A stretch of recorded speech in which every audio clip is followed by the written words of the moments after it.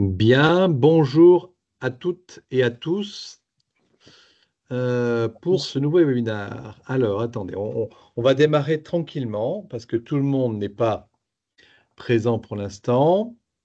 On va donner un peu de temps aux personnes pour se connecter. On va commencer par se présenter et charité bien ordonnée commence par Thomas. Donc, bonjour à tous, Thomas Bellarbi, moi je suis en charge chez Red Hat du secteur public, de l'énergie et des industries de défense. Bien, bonjour Thomas, je vois que tu as une belle voix qui passe bien à la télévision. Et donc Nicolas Dufour, je suis le directeur de la stratégie dans cette belle maison de Cloud Temple. Après un cursus et une carrière dans l'État en tant que DSI ou CTO et avoir réalisé un certain nombre de transformations cloud, ministère de l'Intérieur, ministère de l'Écologie et ministère de la Justice. Et voilà, je valorise toute cette expérience maintenant chez Cloud Temple. Alors, en termes d'organisation, aujourd'hui, vous allez avoir un petit questionnaire qui va être accessible via la conversation, c'est ça? Donc, vous aurez la possibilité de pouvoir répondre à ce petit questionnaire et ça nous aidera beaucoup aussi pour, par la suite, être meilleur dans nos réponses. Bien sûr, on va prévoir aussi une phase de questions-réponses, donc n'hésitez pas à poser vos questions, parce que c'est quand même un peu l'objectif de ce webinaire. Dont le sujet, vous l'avez compris, c'est vraiment d'être très concret sur l'apport de bénéfices de la solution PaaS OpenShift qui vient d'être qualifiée Secnum chez Cloud Temple, basée sur la solution donc, de Red Hat. Et plutôt que de parler en théorie, ce que je souhaite le plus possible avec Thomas et en fonction de vos questions, c'est qu'on soit précis et qu'on puisse vous donner des apports de bénéfices très concrets, que ça soit qualitatif ou quantitatif. Mais bien sûr, on va commencer par le début. Thomas, peut-être avant, en termes d'introduction, est-ce que tu veux rajouter quelque chose avant que nous fondions sur ce qu'on a prévu de partager avec tout le monde? Juste ce que je peux dire, c'est que finalement, ça fait des années que l'ensemble de nos clients, quels qu'ils soient, attendaient d'avoir cette possibilité d'avoir accès à des services de pass dans un environnement Secnum Cloud. Donc, je pense qu'il faut voir vraiment ça comme un avant et un après. Et je suis vraiment ravi de participer parce qu'on le démontrera un petit peu plus tard, hein, mais l'ensemble des bénéfices et l'accélération que ça va apporter va être vraiment, vraiment conséquente. Alors, on va rentrer dans le sujet. Donc, asseyez-vous confortablement dans votre fauteuil. Ce qu'on veut commencer par partager avec vous, c'est le pourquoi de tous ces besoins auxquels on va répondre, tout ce qui correspond à vos enjeux, à vos difficultés, que ça soit un directeur, une direction métier ou une DSI. En fait, on a un polynôme de dimension n à résoudre. D'où la difficulté de notre métier collectivement, que ce soit les clients ou que ce soit les fournisseurs de solutions de haut niveau comme Cloud Temple et Red Hat. On va en prendre quelques-uns. On va commencer par celui auquel on ne pense pas tout de suite, pourtant qui est le plus important quand on est responsable d'une structure, c'est le sujet de maîtrise des coûts. On a besoin, au début du cloud, on s'est lancé un peu dans les transfo cloud en disant qu'on allait faire des économies et on s'est rendu compte au début que les transfo cloud sur du IaaS classique n'apportaient pas, en faisant des lift and shift sur les IaaS, n'apportaient pas les bénéfices qu'on attendait. Maintenant, on parle d'autre chose. On a cette expérience-là, on a des conditions économiques qui sont différentes, on a des conditions économiques, notamment secteur public, qui sont plus compliquées qu'avant. Le paramètre budget, maîtrise des budgets et maîtrise des coûts associés est un paramètre du polynôme essentiel. Et on a besoin de solutions qui nous apportent une maîtrise des coûts, une prédictabilité des coûts. Et ça, c'est un paramètre auquel on répondra plus tard, mais qui me semble essentiel dans la maîtrise de cette transfo. Thomas, je te laisse, on va échanger sur quelques points comme ça des enjeux et du pourquoi de cette transfo? De mon côté, on voit que finalement, et ça rejoint un peu ce point, c'était qu'il y avait une vraie volonté de la part de nos clients euh, d'aller vers cette transformation cloud, de moderniser les applications, de se lancer dans du cloud native. Mais effectivement, quand il fallait lancer ça aussi sur la partie on-premise, c'était assez complexe. On se retrouvait à devoir repenser des paradigmes, et on se retrouvait à devoir réinvestir dans les nouvelles plateformes. Et aussi un autre problème qui était finalement souvent sous-évalué, c'est toute une organisation à revoir et un vrai problème d'organisation de fond. Ça accumulait beaucoup de problèmes qui amenaient finalement un gros frein à ces innovations. Et le temps passait et l'adoption se faisait finalement assez complexe. Et aujourd'hui, avec cette possibilité d'aller consommer directement du pass managé, on s'enlève énormément de problèmes. En dehors du gain sur les coûts, on s'enlève énormément de problèmes d'exploitation, de gestion de version. On s'enlève tous ces problèmes qui finalement n'apportent pas de valeur métier. En fait, c'est ça la vraie différence. Là, ce qui est très bien, c'est que demain, n'importe qui peut aller consommer directement cette plateforme et se focaliser sur son application métier. Et comme tout est à disposition, ça peut directement être une application cloud native, voilà, et directement orientée sur du pur cloud. Et ça, c'est la vraie différence. Et je pense qu'enfin, on va réussir ensemble avec Cloud Temple à répondre à ce vrai problème. Et j'ai envie de prolonger un peu ce que tu dis sur la notion de cloud native. Euh, la capacité de travailler en mode container et de passer des containers en mode SecNum va vous mettre sur un pied d'interopérabilité qu'il faut falloir vivre, qu'on connaît déjà d'une manière standard dans le cloud public, qu'on va transposer sur le cloud SecNum. Et ces charges que vous allez déposer cloud public et cloud SecNum vont permettre d'avoir une facilité d'aller-retour en fonction de vos besoins, en fonction des économies de coûts, en fonction des nécessités de protéger les données. Et cette interopérabilité, jusqu'à maintenant, sans le pass, on ne l'avait pas. Là, ça va être une opportunité pour pouvoir la détenir. Et un autre paramètre que je voudrais partager avec vous, pareil dans les tenants du sujet, sans faire de jeu de mots, c'est j'ai vécu d'énormes difficultés de résilience du SI. Quand on est responsable, qu'on est directeur, secrétaire général DSI, la première responsabilité, c'est de garantir le fonctionnement du SI. 24 heures sur 24. Nos SI, la plupart de nos SI critiques dans le sens qui font fonctionner la maison, ne s'arrêtent plus. Les gens maintenant, les processus métiers, la manière de travailler des gens, fait que nos SI, qui sont cœur de fonctionnement d'une entreprise, doivent fonctionner 24/7, ne pas perdre de données, des temps de rétablissement les plus courts possibles de l'ordre de quelques minutes. Cet aspect résilience, secteur public ou secteur privé, est essentiel. Les solutions PASS, SecNum, on le verra tout à l'heure, on va voir à quel niveau de réponse on est. Pourquoi notre solution apporte cette résilience qui est un besoin essentiel pour le fonctionnement des entreprises. Est-ce que, Thomas, sur les sujets un petit peu du pourquoi, tu voulais rajouter quelque chose ou tu veux qu'on parle maintenant du quoi? Je pense que c'est intéressant aussi de faire un petit focus sur la partie souveraineté dont tout le monde parle depuis effectivement très longtemps. Cet aspect entre guillemets, de non-maîtrise d'un système ou de dépendance. Mhm. Là, pour le coup, aujourd'hui, il faut savoir que pourquoi on a créé cette alliance, c'est parce que d'un côté, Cloud Temple est aujourd'hui un fournisseur de confiance et est capable, et le seul qui a été capable de prouver ça au niveau de pass, en intégrant une solution Red Hat OpenShift qui est 100% open source, dont aujourd'hui l'ADN 100% open source de Red Hat est directement présent dans le design d'OpenShift, qui permet de fonctionner sur n'importe quelle plateforme et qui permet, si demain, pour une raison X ou Y, qu'elle soit géopolitique ou autre, devoir, entre guillemets, être reprise et être réversible, aujourd'hui, c'est porté directement par l'ADN de l'open source.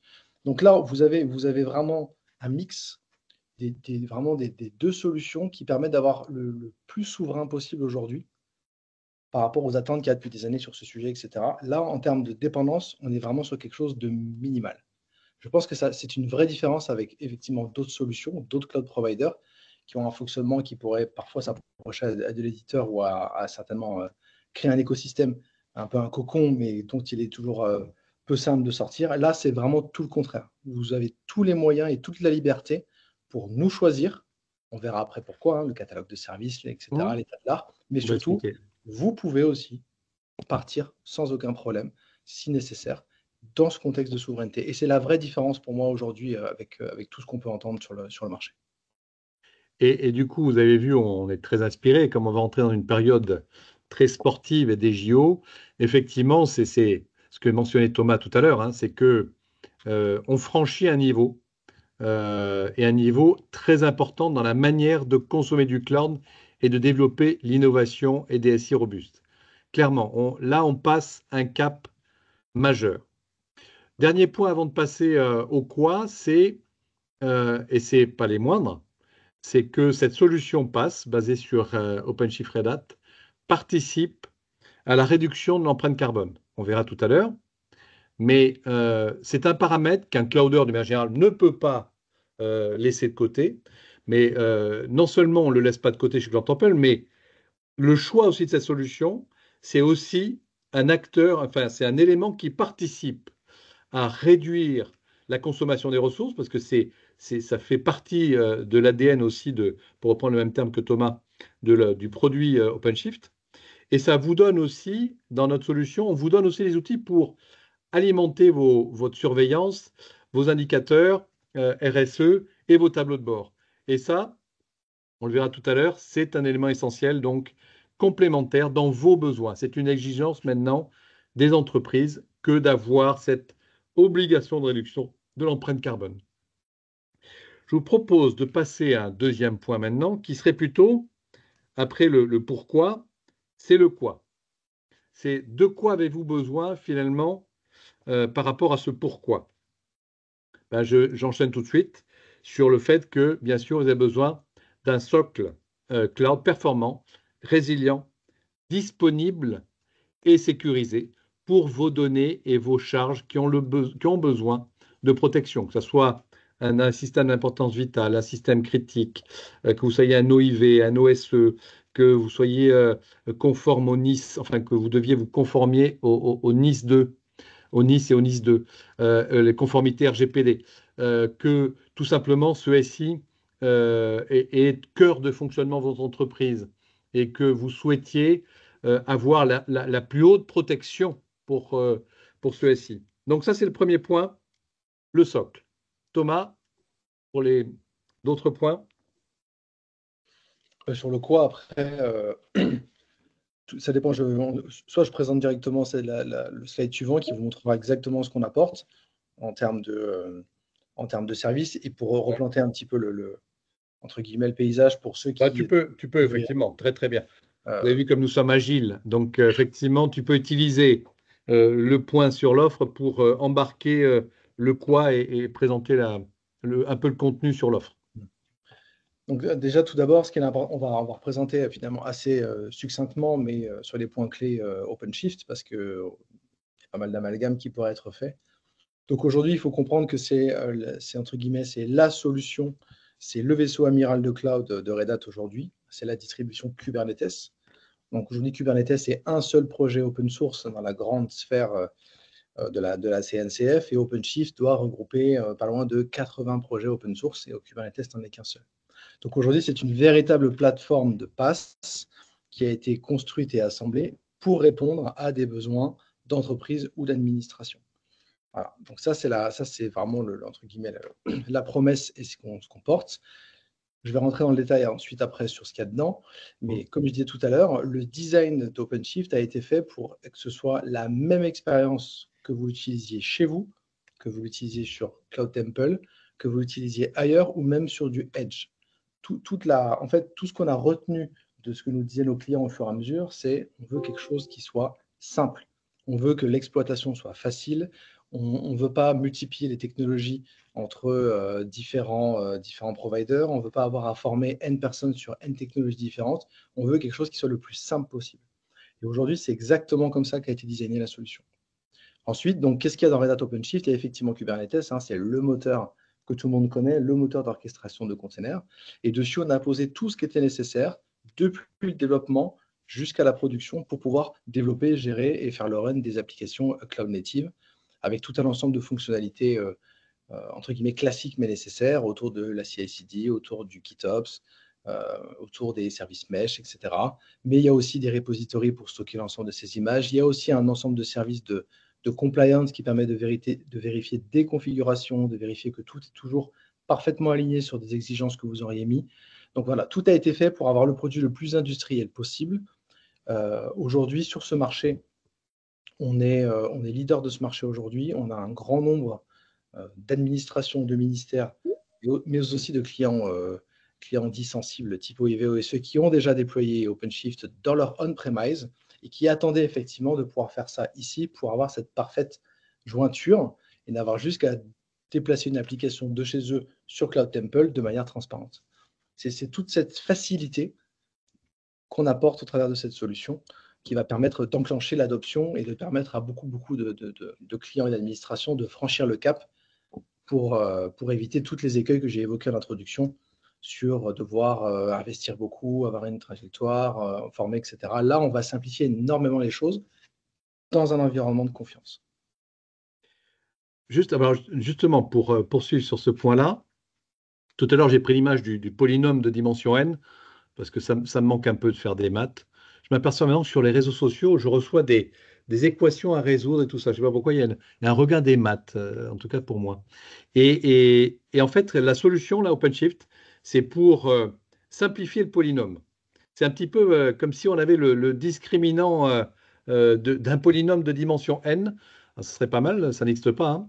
Mais dans l'idée, c'est ça, c'est que cette solution simplifie l'équation du polynôme pour répondre à vos besoins.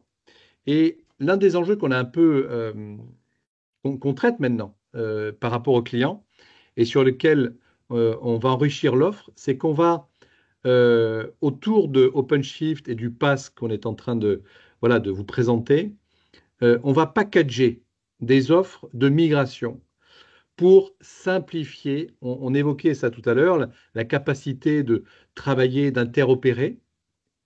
Et pour vous simplifier la vie, on vous fera des offres packagées d'OpenShift to OpenShift, de XKS vers OpenShift, etc., etc., pour comprendre que nous allons vous apporter de la valeur en performance pour basculer simplement vers notre solution PaaS. On est en train de toucher aux applications, on est en train de toucher au développement, on est en train de toucher à votre organisation et aux configurations de toute votre organisation pour produire du numérique. Donc, on va packager à la rentrée de septembre. On ne va pas partir en vacances pendant l'été. J'ai dit à tout le monde de Cloud Temple, non, je plaisante. On va partir aussi en vacances un petit peu pendant l'été.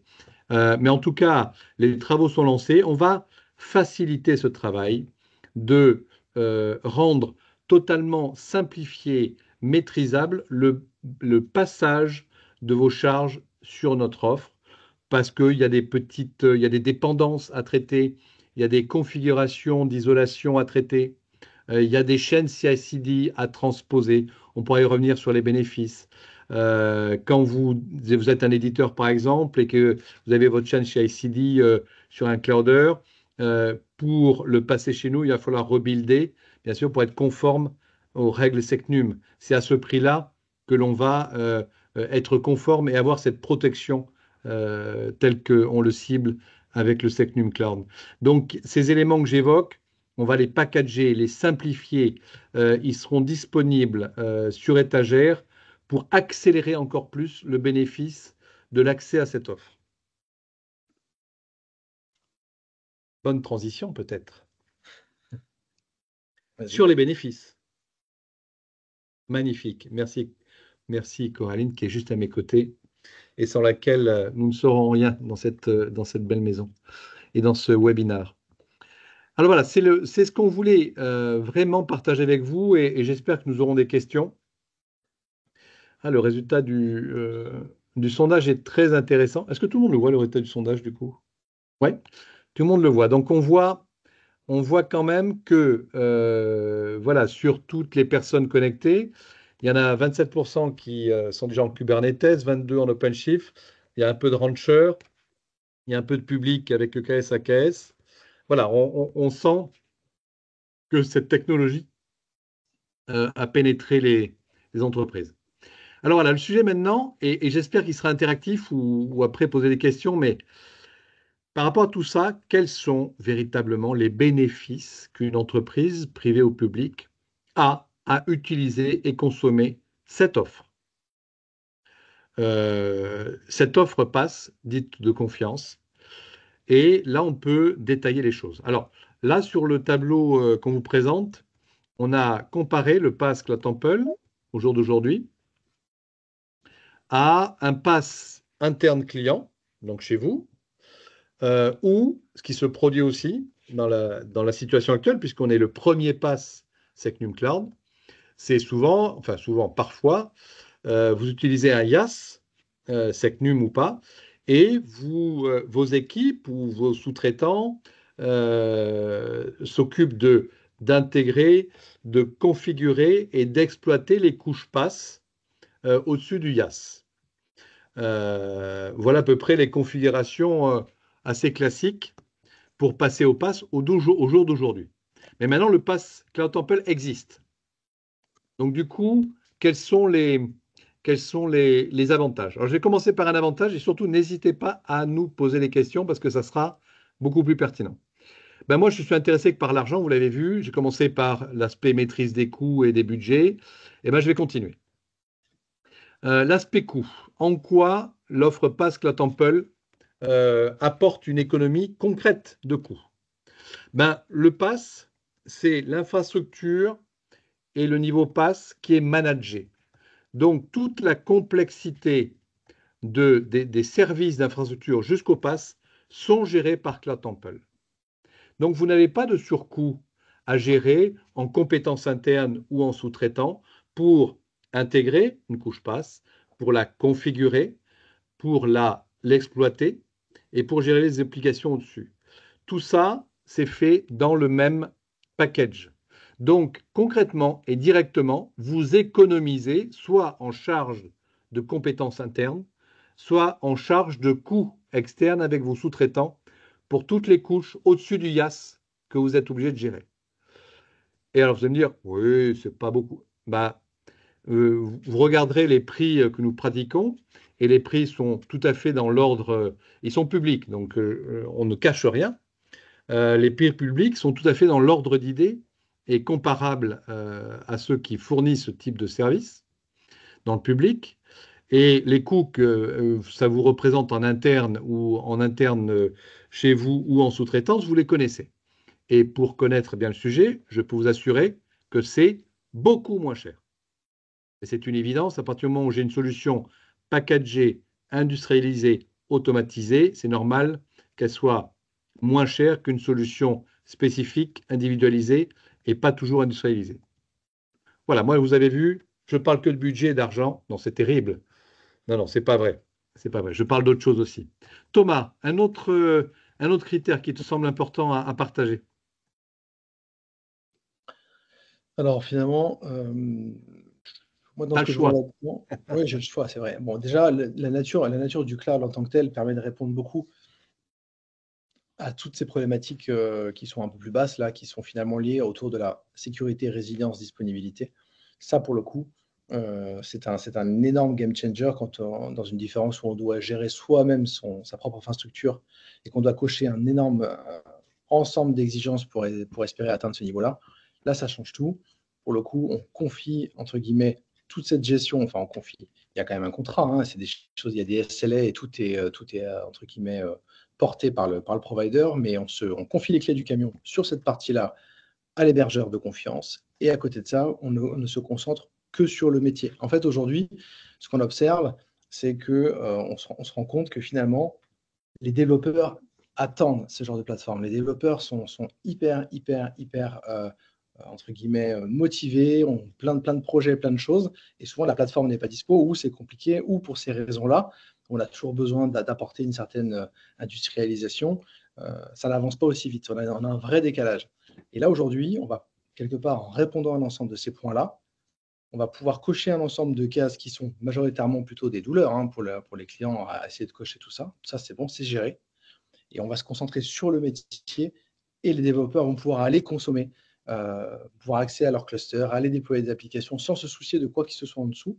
Après, on revient sur le sujet de la gestion des coûts qu'expliquait Nicolas, mais toute cette partie-là, elle va enfin disparaître. Ça, c'est extrêmement important. Et après, je pourrais éventuellement enchaîner aussi sur la partie CI/CD, mais que je pourrais élargir un peu plus en expliquant que c'est un des services qui est proposé nativement dans OpenShift, mais en fait, ce que je n'ai pas dit tout à l'heure, c'est qu'au fur et à mesure, Cloud Temple va petit à petit aussi ouvrir le portail des opérateurs OpenShift. Et ce qu'aujourd'hui, vous pourriez installer un très grand nombre, mais on comprend que dans une offre managée, ça se fait au fur et à mesure dans une feuille de route. Et vous allez avoir en plus accès à l'ensemble des opérateurs au fil de l'eau sur la plateforme, juste en travers de l'opérateur Hub et d'aller installer ça directement sur la plateforme. Donc aujourd'hui, moi j'y vois surtout un énorme gain de temps, un énorme gain pour la créativité et enfin pour enclencher cette transformation. Oui, deux questions. Ah, bien, oui, on a deux exactement. Chère Myriam. Messieurs Thomas et Nicolas, nous avons deux questions de la part de Boris sur la conversation. La première question, c'est comment gérez-vous le provisioning de vos clusters? Des clusters OpenShift, Ok, justement, j'allais y venir. Très bonne première question. Je pense que Boris savait que j'allais parler de ça et de la résilience. La construction de la solution, pour être un peu technique, mais ça répondra à Boris. On fonctionne avec un cluster OpenShift est constitué d'un cerveau intelligent, c'est celui qui organise tout dans les clusters, dans les containers. C'est ce qu'on appelle le control plane, donc le cerveau intelligent. Toutes les applications, les containers et les pods sont dans des worker nodes. OK, on a ces deux parties pour ce qu'on appelle un cluster OpenShift. Chez nous, ce cluster OpenShift, le control plane est dans des VM répartis sur les 3 AZ. Donc, j'ai un control plane par AZ sur les 3. Et les worker nodes, par défaut aussi, et par construction, les worker nodes sont sur du bar métal sur chacune des AZ. C'est-à-dire qu'un client qui vient chez nous, il a initialement, par construction de la solution, une solution hyper résiliente puisque son application sera répliquée automatiquement et puis il peut le paramétrer et utiliser et mettre ses datas où il veut, mais il a à sa disposition 3 AZ implémentant et supportant le cluster OpenShift. Et dans ces ressources dont il dispose, les worker nodes, il choisit bien sûr la taille la taille d'infrastructure, de l'âme qu'il veut, en fonction de la puissance de ses requises pour ses applications. Et à l'intérieur, il joue comme il veut. Et sur la console OpenShift, qui est accessible du client, il peut rajouter par clic autant de pods qu'il veut sur ses worker nodes. D'accord? Donc, voilà comment fonctionne la solution et comment elle apporte cette résilience. Alors, effectivement, on pourrait dire, OK, il faut 3 ressources. Oui, il faut 3 ressources parce que on est Secnum et qu'on garantit la disponibilité très haute des infrastructures et des services PaaS pour servir les besoins des clients. Les irritants qu'on a évoqués tout à l'heure, la réponse qu'on y apporte est dans ce sens-là. D'accord? Elle est industrielle. La deuxième question peut-être de Boris? Oh, pas de Boris, Oui. ou d'une autre personne, pardon. Si, c'est toujours Boris qui Boris est pose. en forme. Exactement. Quelle est l'approche GitOps utilisée pour la gestion des configurations de base de l'ensemble de vos clusters? Alors, on est sur un point un peu plus technique, voir si Oui. je tombe pas à côté. Aujourd'hui, toute la gestion GitOps qui est portée dans OpenShift, c'est de l'intégration avant tout entre Argo CD et les différents pipelines de Tekton, sur cette partie-là. Je ne sais pas si ça répond à la question. Après, il y a tout un ensemble de documentation sur toute la démarche GitOps, pour le coup, sur la documentation en ligne de Red Hat accessible, sur toute cette démarche. Mais je ne pourrais pas aller beaucoup plus loin dans la réponse de la question aujourd'hui. Mais on répondra à Boris, si on fera une réponse plus détaillée, bien sûr, s'il la précise ou. D'accord?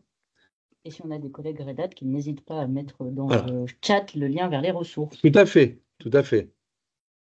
Je pense à Julien, par exemple. Par exemple. Julien qui est connecté. Est-ce qu'on a d'autres questions? Pas pour l'instant, Bien. monsieur. Alors, il y a un point que je voulais partager avec la résilience. C'est parfait parce que résilience et disponibilité avec la question de Boris, on y a répondu. L'interopérabilité, on a parlé. Le provisioning aussi. Le time to market, on en a parlé. Ah oui, c'est ça que je voulais évoquer. Voilà, on a parlé des opérateurs. Thomas a parlé des opérateurs. Alors, on peut dire, ouais, il y a quelques opérateurs. Ok. Il y en a 7500 des opérateurs certifiés. C'est-à-dire que ne pas trouver son bonheur dans les opérateurs certifiés de Red Hat, c'est avoir vraiment l'esprit mal tourné. Vous avez tous les opérateurs auxquels vous pouvez penser. Des Postgre as a service, des WAF as a service. Voilà, j'ai un client qui passe à l'offre pass et on a besoin d'un WAF as a service et donc effectivement, on va utiliser opérateur. On a de très très nombreux opérateurs disponibles. On a OpenShift AI par exemple, qui est le pipeline de base qui permet de traiter déjà des premières chaînes de construction AI, d'accord? Donc c'est vraiment une puissance de feu énorme. L'autre enjeu que nous avons aussi avec notre offre pass, en plus des opérateurs, c'est de travailler de manière très proche avec les éditeurs.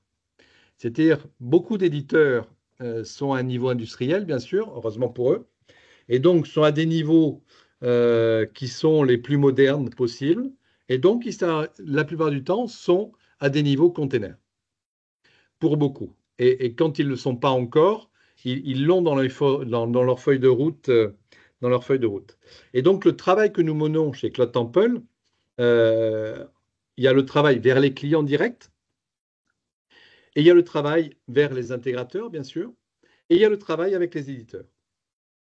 Parce que pour les éditeurs, la capacité de pouvoir bénéficier sur les use cases clients qui sont les leurs, d'une plateforme industrielle conforme à l'état de l'art en termes de containers sécurisés, effectivement, ce sont des besoins.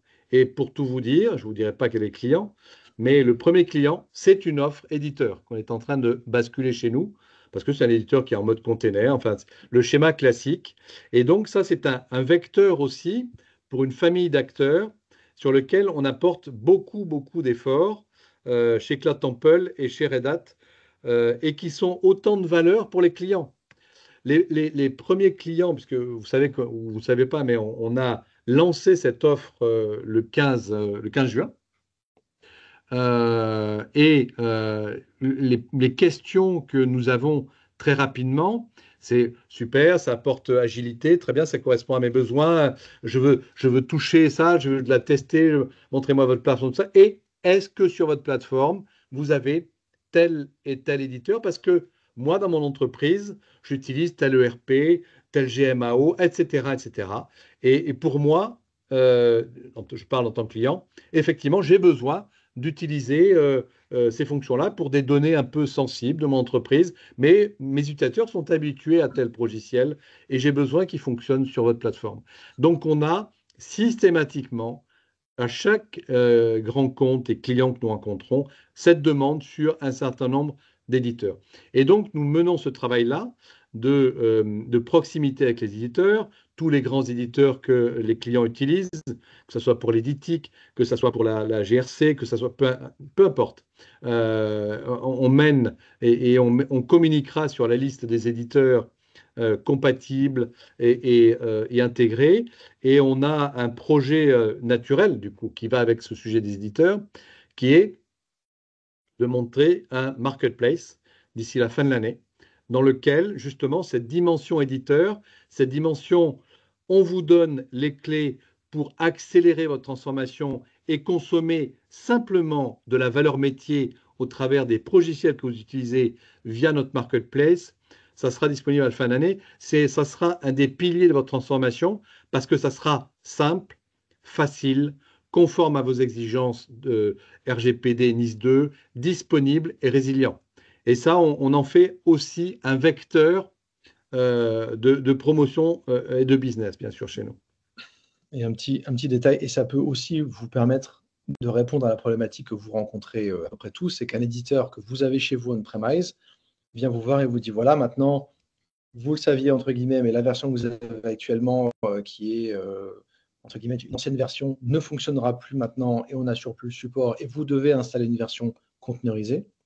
Et quand on arrive au sein du on-premise, donc on n'a pas toute la plateforme nécessaire et on rejoint tous les problèmes qu'on a dit en amont, on est un peu pressé et on se rend compte que ça répond, ça nous génère plus de problèmes qu'autre chose. Ben alors là, hyper facilement, on va consommer ce service éditeur qui a, pour le coup, qui est sa meilleure version directement sur un environnement entre guillemets cloud et on n'a plus du tout à gérer ces problèmes. Et ça, on le voit, moi je le vois énormément chez les clients, les éditeurs qui forcent des versions cloud native, on se rend compte que ça peut avoir certaines frictions sur des plateformes qui ne sont pas prêtes, sur des niveaux d'exigence demandés en prérequis et qui ne sont pas conformes, par exemple, à une plateforme entre guillemets de développement un peu pour innover sur du simple Kubernetes, ce n'est pas demandé par un éditeur, il veut quelque chose d'industriel. Là, vous avez la solution. Donc finalement, on peut travailler tous ensemble à la construction de ce catalogue de services éditeurs sur Cloud Temple. Ce serait intéressant aussi un jour peut-être d'avoir un sondage sur finalement quels sont les outils que vous attendez le plus. Mais ça peut faire une vraie différence et ça peut vous donner beaucoup d'air tout en apportant des fonctionnalités beaucoup plus modernes. Je terminerai par, finalement je suis assez cyclique, moi, je pense que je dois vieillir. Le dernier point que je voulais partager en termes de bénéfices, c'est celui que j'ai évoqué tout à l'heure, c'est l'aspect éco-responsabilité et réduction de l'empreinte carbone. Là, ça sera être à deux avec Thomas, mais cet outil, d'abord, ce mode de fonctionnement en mode container et cluster OpenShift intègre des mécanismes internes d'optimisation de ressources. Dans sa conception même, d'accord ? Construire des pods qui regroupent des containers, la conception même de l'architecture, si elle est bien faite, mais je n'ai aucun doute sur le fait que tout le monde fait des beaux pods avec des beaux containers qui ne sont pas dépendants les uns des autres. Je dis ça parce que j'ai vécu l'inverse. Mais bon, après, on progresse et on améliore et on fait effectivement des microservices qui sont indépendants. Mais si c'est bien conçu, effectivement, le cluster intègre dans ses mécanismes la mutualisation des ressources pour ce pod. Et c'est même l'objectif du pod. Et en plus, et là, Thomas pourra préciser, mais j'ai cru comprendre que Red Hat allait mettre en place des mécanismes d'IA pour participer et donner des éléments aussi aux consommateurs des ressources qui vont permettre de les aider sur ce chemin de l'éco-responsabilité. Est-ce que j'ai bien lu Oui. Alors, c'est parfait, excellente transition. Effectivement, ça fait quelques temps maintenant que Red Hat, avec IBM et avec d'autres acteurs, a mis en place une nouvelle communauté qui s'appelle Kepler. Cette communauté open source a pour un seul but, c'est d'être capable à un instant T de remonter la consommation électrique d'un container ou d'un pod qui tourne sur les plateformes. Et ensuite, effectivement, dans un deuxième temps, seront développés des modèles d'IA qui permettront, en fonction de la consommation, etc., et des besoins, de répartir la charge, de faire des meilleurs choix. Et à côté de ça, de mettre dessus une espèce de dashboard qui permettra d'avoir sa consommation, enfin plutôt l'impact sur son empreinte carbone directement lié à la consommation électrique. Le modèle carbone sera forcément lié à différents scopes, 1, 2, 3, propres à ce sujet. Mais nous, l'objectif, c'est bien avec l'open source d'apporter une mesure de la consommation électrique. Et pourquoi on a lancé ce projet? C'est parce qu'on s'est rendu compte qu'une même application sur une même configuration qui peut être testée sur 10 hébergeurs différents, les 10 vont afficher une consommation et un impact carbone différent. Donc, on se rend compte qu'en fait, que c'est assez compliqué de savoir ce qui est le vrai du faux. On est reparti aux fondamentaux. Et cette fonctionnalité sera bientôt intégrée à OpenShift en GA, en General Availability prochainement. Donc, vous en bénéficierez aussi naturellement au sein de l'offre Cloud Temple. Ce sera comme ça quelque chose d'hyper précis. Est-ce qu'on a une question?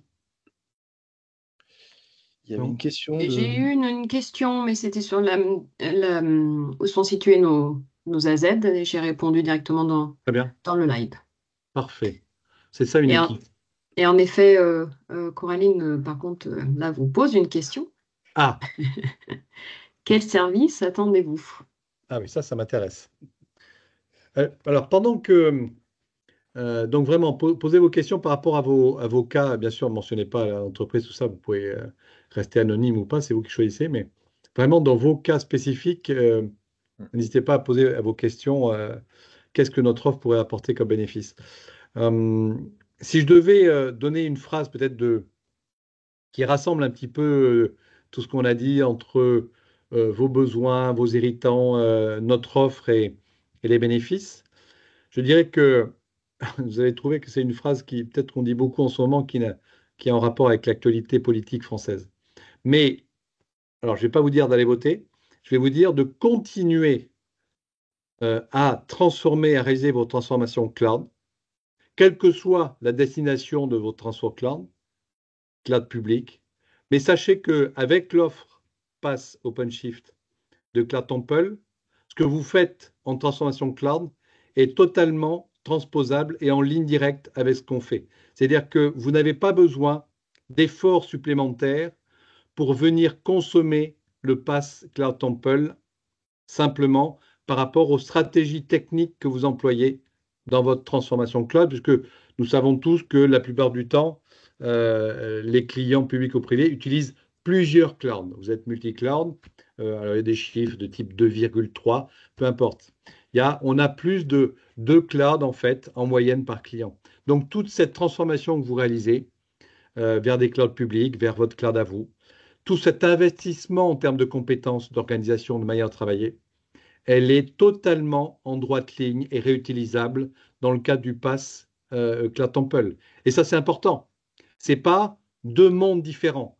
Votre monde que vous avez actuellement s'intègre avec notre monde et il n'y a pas de différence. Vous êtes en mode container, vous êtes en mode valeur, vous êtes en mode résilience et vos investissements sont garantis en termes de compétences, d'accord, dans vos stratégies techniques. Et ça, c'est essentiel, d'accord? J'ai une Est-ce- question dans le Ah, chat chouette, chouette. d'Arnaud. Quels sont vos différenciants avec les services qui sont annoncés par Bleu et ou Sens? Alors, c'est euh, la différence avec bleu et sens. Alors, bon, je vais juste rappeler, bleu, c'est sur technologie Azure, et sens sur technologie Google. Nous, on est sur des technologies. Alors, bien sûr qu'il y a l'opérateur OpenShift sur Azure qui s'appelle Arrow, et sur Google, je ne sais pas. Il y a le GKS, bien sûr, il y a le Cube de Google, mais je ne sais pas s'il existe un opérateur OpenShift sur Google. La différence, c'est que nous, on est sur la même gamme de fonctionnalités et de services, mais dans un environnement totalement SecNum au jour d'aujourd'hui. Aujourd'hui, le 27 juin 2024, le pass SecNum Cloud, avec toutes les facilités qu'on a abordées et qu'on retrouvera tout ou partie dans des environnements technologiques à tendance soit Azure, soit Google, nous, il est là. Vous avez des besoins aujourd'hui, vous avez des systèmes critiques à traiter aujourd'hui, vous voulez accélérer votre numérique, le 27 juin, vous nous appelez et vous avez le service. Déjà, c'est une première différence. L'environnement technologique, soit Google, soit Azure, euh, sont des environnements qui sont liés à ces clouds publics. Nous, on est euh, foncièrement inscrit dans une démarche d'open source, dans une démarche de services industriels et automatisés, et qui rendent transparent toute spécificité ou toute, comment on appelle ça, toute adhérence à des technologies. On est container et transparent par rapport à ça. C'est l'argument que j'évoquais tout à l'heure.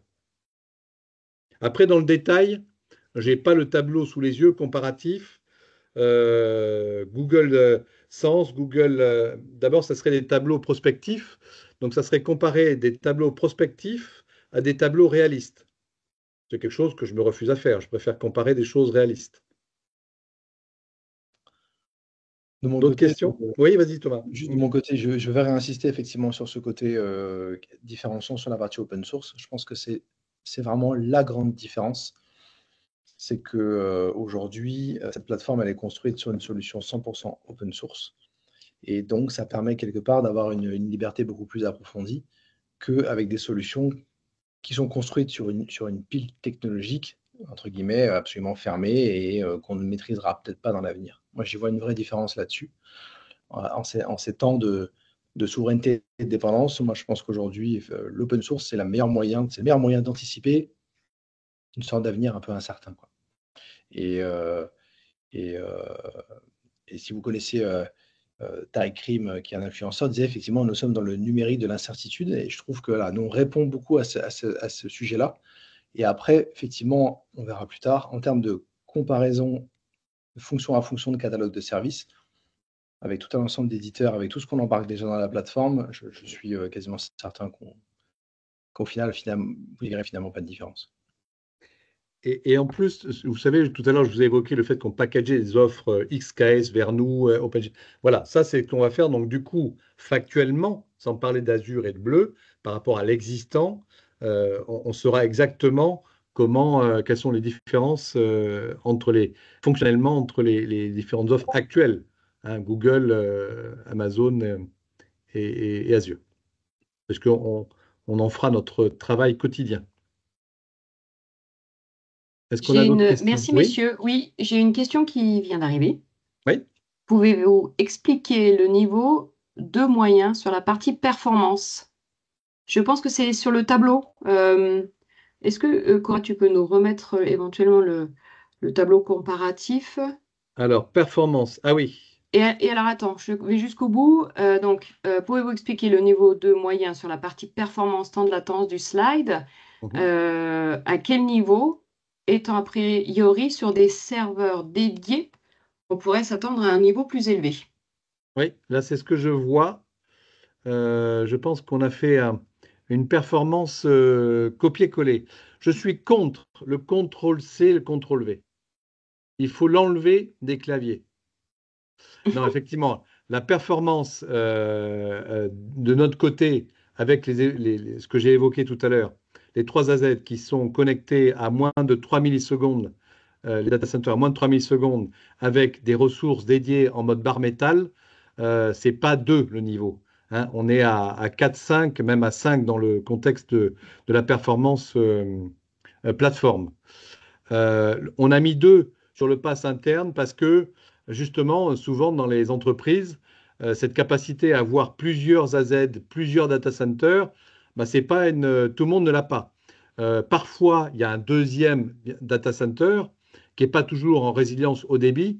Souvent, c'est un data center de secours pour assurer un secours sur les applications. Ce n'est pas de la haute disponibilité. Au mieux, on fait de la haute disponibilité de data, mais pas de SI. Je parle par connaissance de cause par rapport aux administrations dans lesquelles je suis passé. Euh, et, et- et rarement, en tout cas, on a un troisième data center, si le deuxième est en haute disponibilité, le troisième en secours. Enfin, on voit que ce sujet de performance, disponibilité, quand on le gère en interne, c'est pas du même niveau qu'un industriel comme nous, qui d'emblée déployant sur les 3 AZ. Et donc, je remercie, je ne sais pas quel est le prénom. C'est Thibaut. Merci Thibaut pour Merci Thibaut Nous d'avoir corrigerons. décelé Oui. la petite erreur, mais on va supprimer le CTRL-C, CTRL-V sur les claviers. Le petit lien dont on peut faire avec ça, dont on n'a pas parlé avant, finalement, c'est qu'un cas d'utilisation qui serait très intéressant aussi, c'est le débordement. Aujourd'hui, Ah oui, tout à fait. Oui. si vous avez déjà une plateforme, alors si vous avez idéalement une plateforme OpenShift on-premise, et qu'à un moment donné, vous allez anticiper des pics de charge ou alors des événements assez spécifiques dans votre année qui font que, ou des double runs, je ne sais quoi, assez naturellement, vous allez pouvoir déborder sur ce cloud de manière totalement transparente en allant consommer et en gérant l'application sur les 2 clusters OpenShift parce que à la fin, vous allez avoir la console OpenShift, les API OpenShift, comme si vous étiez, enfin, c'est votre cluster, donc vous allez le gérer comme un cluster qui serait chez vous. Et ça peut être extrêmement important. Ça permet d'anticiper énormément de problèmes qu'on aurait de fourniture de hardware et toutes ces choses-là, de kappa planning qui parfois nous obligent à acheter trop, euh, juste pour encaisser quelques pics de charge. là, pour le coup, on répond directement à cette problématique. Et toute la résilience, pour le coup, elle est portée par l'application, dans sa façon d'être faite. Et ce basculement sera fait entre les clusters de manière assez naturelle et peut répondre à ce problème. Alors, regardez l'agilité de Cloud Temple. Voilà, on mentionne le CTRL-C, CTRL-V et paf, on modifie et ça y est, on a collé. Vous voyez pourquoi nous sommes les premiers à avoir le pass SecNum? Parce que nous sommes agiles et rapides et, qui plus est, performants. Est-ce qu'on a d'autres questions? Bien. Pour l'instant, Nicolas, Pas pour Thomas. l'instant. Pas pour l'instant. N'hésitez pas. En tout cas, ah, si, attends, ça arrive peut-être. Je vois que.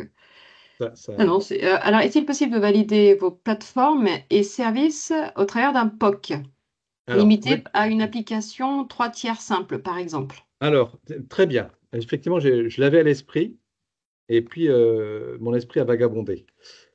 On voit bien qu'on touche, c'est pas comme du IaaS où vous avez l'habitude, je demande du CPU, de la RAM, etc.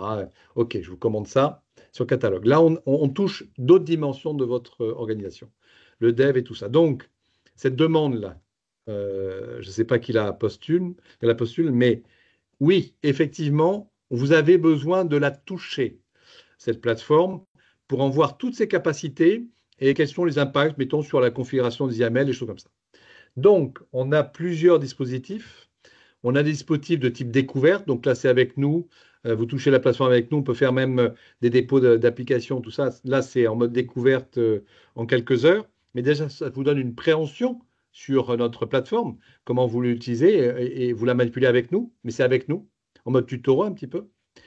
Il y a deux autres possibilités. C'est la possibilité de try and buy, c'est-à-dire que vous demandez une plateforme et pendant un certain temps, vous ne payez pas la consommation, vous la paierez qu'au bout de quelques semaines, quelques mois maximum, le temps de vous familiariser avec cette plateforme. Et après, il y a le troisième élément, c'est que vous commandez une plateforme et vous commencez par un POC et vous poquez pour une petite plateforme avant de passer à une plateforme plus adaptée, plus industrielle. On a plusieurs gammes de plateformes, hein. Vous pouvez commencer avec un control plane et ce qu'on appelle une lame tiny qui permet déjà d'avoir la plateforme réelle avec une lame de premier niveau et qui vous permet de poker en réalité sur notre plateforme. Voilà des dispositifs, plus on a mis en place une task force, on a mis en place un accompagnement, voilà, des experts, des architectes. Vous savez que c'est comme ça que nous travaillons chez Clatemple. On n'est pas à vous dire, voilà, accédez et puis débrouillez-vous. On est là, on est avec vous, on tutore, on vous accompagne, on met un architecte et on fait le travail avec vous pour véritablement que vous emportiez une conviction dans tous les bénéfices qu'on vient de partager avec vous pendant ce webinaire. Et alors, pour le coup, je me permets juste de compléter cet élément. Ce sont des choses qui sont... Enfin, le produit OpenShift passe OpenShift Cloud Temple est référencé comme nos autres offres cloud de confiance, notamment sur la partie IaaS, au travers différentes centrales d'achat, Oui. et notamment au travers de l'UGAP, le marché Cloud Extend ou anciennement C3, et également sur le marché CAIH pour l'environnement hospitalier. Voilà, excusez-moi, c'était les vecteurs, c'est important. Les vecteurs contractuels qui vous permettent de consommer. D'autres Et je questions n'ai pas peut-être? plus de questions. N'hésitez pas, mesdames, messieurs, n'hésitez pas. Alors maintenant, vous nous connaissez de toute façon, pas encore intimement, mais on a l'espoir de mieux se connaître. Bon, c'était vraiment Thomas. J'ai beaucoup apprécié que nous animions tous les deux ce webinaire sur une offre effectivement qui est disruptive et innovante et qui effectivement fait date. On a sauté un cap comme on a montré tout à l'heure. Vous nous connaissez, donc n'hésitez pas à nous contacter. Vous avez le numéro de téléphone, les mails. Vous avez maintenant vous connaissez nos têtes même. C'est un miracle. On se connaît un peu plus. On organisera d'autres restitutions à la rentrée pour avoir des témoignages clients, pour avoir des témoignages d'éditeurs, pour que tout le monde ait une réalité de la consommation de cette nouvelle offre. Donc, j'espère que je vous reverrai pour les Tech Time, parce qu'il y a d'autres Tech Time, et pour ces webinars Tech Time sur une thématique. Thomas, un mot de la fin?